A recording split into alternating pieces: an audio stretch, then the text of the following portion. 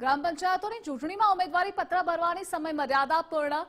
સામાન્ય ચૂંટણી હેઠળની 4564 ગ્રામ પંચાયતોના સરપંચ માટે 17728 ફોર્મ ભરાયા. સામાન્ય ચૂંટણી હેઠળની ગ્રામ પંચાયતોમાં સભ્ય માટેના 64714 ફોર્મ ભરાયા.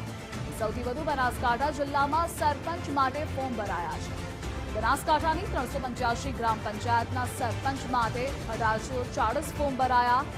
પેટા ચૂંટણી હેઠળની 3526 ગ્રામ પંચાયતમાં સરપંચ માટે 971 ફોર્મ ભરાયા છે. આજે સરપંચ અને સભ્યપદના ઉમેદવારોની ફોર્મ ચકાસણી હાથ ધરાશે. તો ગ્રામ પંચાયતોની ચૂંટણીમાં 11 જૂન ફોર્મ પરત ખેંચવાનો અંતિમ દિવસ છે. અને આ મુદ્દે સંવાદદાતા નિકુંજ જોડાયેલા છે. નિકુંજ, ગ્રામ પંચાયતની ચૂંટણીને લઈ અપડેટ જણાવશો.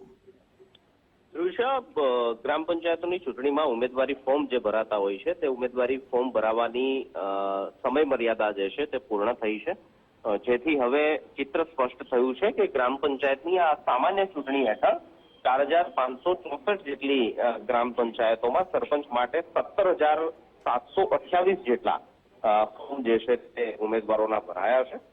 સૌથી વધુ બનાસકાંઠાની 385 ગ્રામ પંચાયતો માટે 1840 જેટલા સરપંચ ફોર્મ ભરાયા છે, જ્યારે પેટા ચૂંટણી હેઠળ 3005 ગ્રામ પંચાયતોમાં સરપંચ પદ માટે 771 ફોર્મ ભરાયા છે, જ્યારે સભ્ય પદ માટે 1949 જેટલા ફોર્મ જે છે તે ભરાયા છે.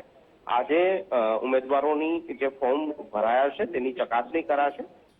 11 જૂને ફોર્મ પરત ખેંચવાનો અંતિમ દિવસ જે છે તે રાખવામાં આવ્યો. નિકુંજ, જોડાવા બદલ આભાર આપનો.